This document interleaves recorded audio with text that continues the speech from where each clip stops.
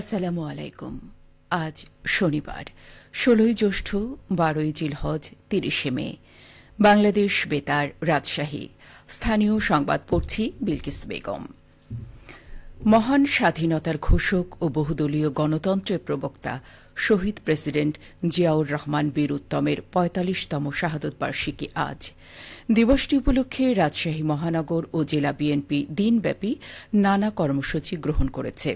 দিবসটি উপলক্ষে আজ সকাল ৭:৩০টায় নগরীর মালোপাড়ায় মহানগর বিএনপির কার্যালয়ের সামনে দলীয় পতাকা অর্ধনমিত ও কালো পতাকা উত্তোলন করা হয়।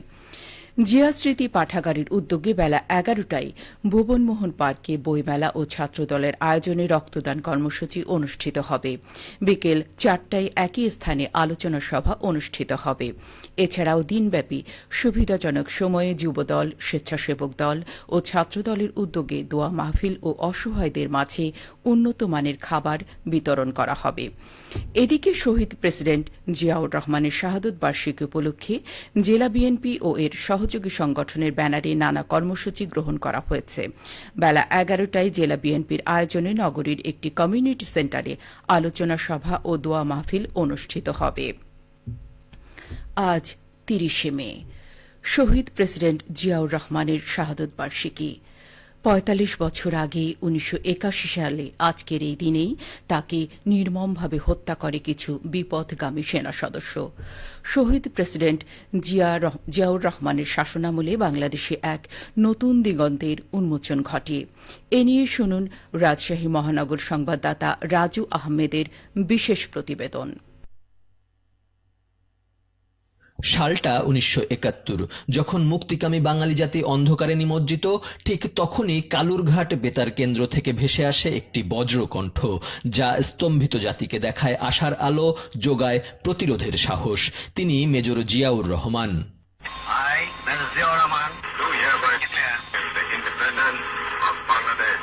সেক্টর কমান্ডার হিসেবে যুদ্ধ পরিচালনা করে বীরত্বের স্বীকৃতি স্বরূপ অর্জন করেন বীর উত্তম খেতাব। ৭ নভেম্বরের সিপাহী বিপ্লব তাকে রাজনীতির কেন্দ্রে নিয়ে আসে।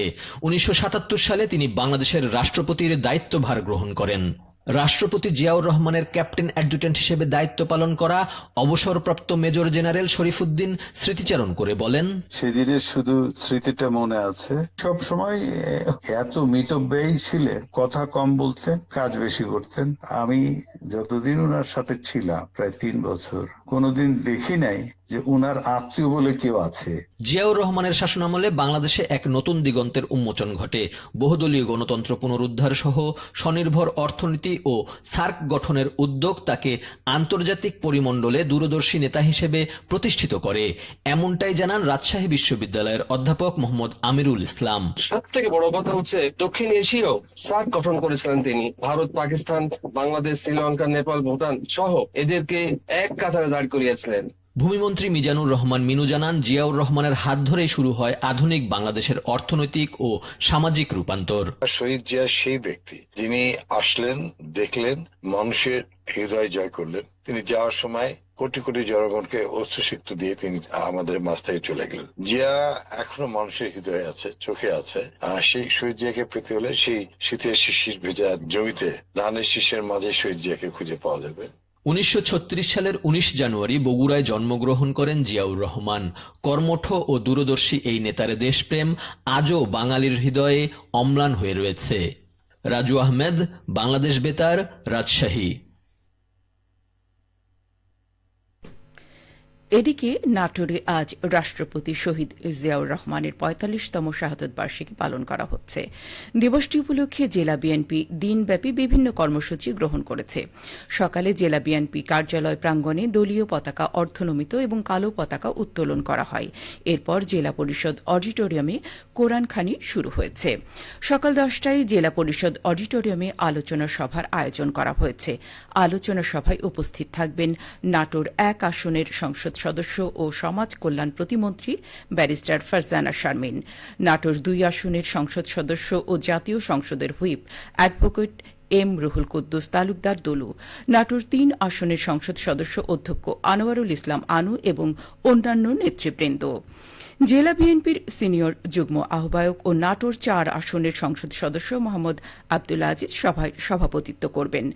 আলোচনা সভার পরে দোয়া মাহফিল শেষে দুস্থ মানুষের মাঝে দুপুরের খাবার বিতরণ করা হবে বলে জানিয়েছেন জেলা বিএনপির সদস্য সচিব মোহাম্মদ আসাদুজ্জামান। সবশেষে আবহাওয়া। আজ সকাল ৬টায় রাজশাহীতে তাপমাত্রা ছিল ২১.৫ ডিগ্রি সেলসিয়াস। এ সময় বাতাসে আর্দ্রতার পরিমাণ ছিল ৯৫%। রাজশাহী পার্শ্ববর্তী এলাকায় আজ সূর্যোদয় হয়েছে ভোর ৫টা ১৭ মিনিটে এবং সূর্যাস্ত সন্ধ্যে ৬টা ৪৮ মিনিটে। সংবাদ শেষ হল। আমাদের পরবর্তী স্থানীয় সংবাদ দুপুর ১২টা ১০ মিনিটে।